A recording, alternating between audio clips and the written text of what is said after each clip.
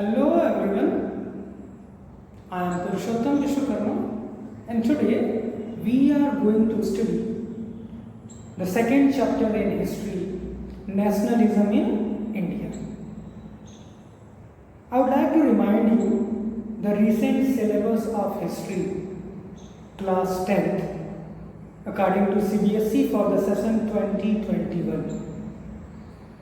In history, you have to study only two chapters. What are the two chapters? The two chapters you have to study. The first one is Rise of Nationalism in Europe. And the second one is we are going to study Nationalism in India. So what is our topic of the day? Nationalism in India. Here we will study about nationalism in India and how did it emerge? How did this consciousness, how did this thought emerge in India? When, where, how, what were the reasons this thought, this collective identity, nationalism, feeling of collective identity emerged in India. Before that, you must remember the things, the events taught in last chapter. You have already studied about the rise of nationalism in European countries. How did this emerge in France? How did this emerge in Italy? How did this emerge in Germany, Britain? And now we will study this collective identity and its emergence. How did this develop in India? What were the factors which forced Indians to come under a flag, under a tricolor, to be called a nation? The feeling of nationalism. What is this feeling of nationalism? If I tell you what is this nationalism, I have a simple example for that. Suppose there are different people, there are different students, there are different states. Suppose there are two persons A and B. And both of them have enmity with a single person. That single person has slapped both of them. Both of them came together, formed a union because both of them are tortured by a single person. And who was that single person?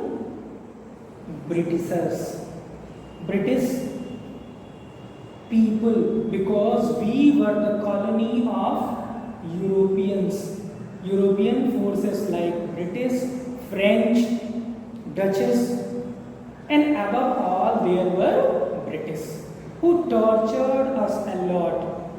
So that feeling, Maharashtrian thought we are tortured by British. The person from UP thought we are tortured by Britishers. The person from Gujarat, the person from other states thought that all of them are tortured by a single authority. And who is that authority? British. So all these states came together, irrespective of their language, irrespective of their clothes, their fooding habits. They came together to form a union, a collective identity that furthermore known to be nationalism. When did it start? This was the era of 1920s when Mahatma Gandhi returned from South Africa. Mahatma Gandhi returned from South Africa in January 1915, and then after there was Champaran Satyagraha, and that was the beginning of Indian Satyagraha movements and Quit India movement, and that was the fall time of British colony. So we will study in this chapter. In this video we are going to know basically nationalism in India and how did this consciousness, this feeling of consciousness, people were aware regarding their rights. So this feeling of consciousness emerged when in the years 1920, simply you can say in 1920s, that means 2030, in between, before India got freedom. We'll further talk about different events, but the first thing, the sense of being oppressed under colonialism. People all over the country, whether they were Maharashtrian, they were of any state, belonging to any state, they thought that they were being oppressed by colonization, by those colonists. And who were those colonists? Those colonialists were British and other European powers. And in this way, they formed their collective identity, that is also known as nationalism.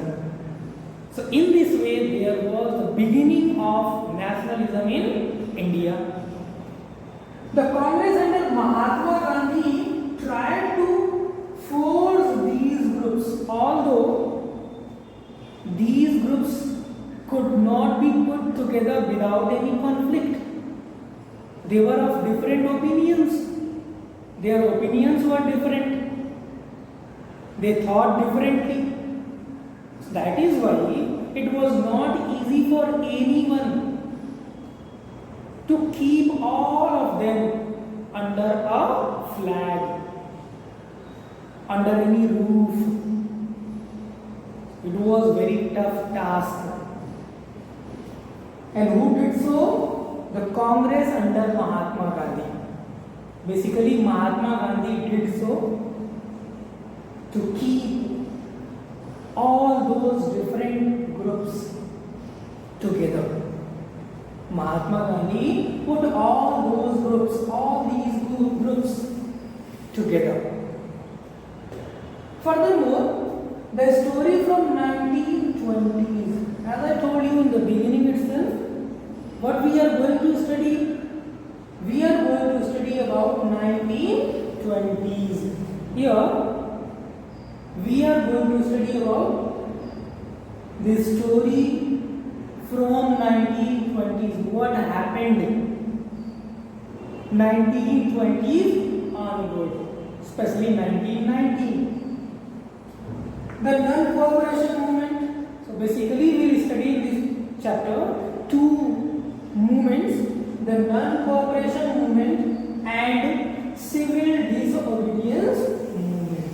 Non-cooperation, in Hindi it is known as Asahayog Andolan, while civil disobedience movement, Sabhinay Avagya Andolan. Non-cooperation means we are not going to cooperate with those British people. Furthermore, civil disobedience will simply deny whatever will they order. We are not going to do the same. We will simply deny. We are not going to do. That is known as civil disobedience. Disobedience, to disobey their orders. And that movement is known as civil disobedience movement. These two movements were basically very popular all over India. because of the fame, because of the name of Mahatma Gandhi. How different social groups participated in the movement. Further, we will talk about how different social groups participated. There were different social groups.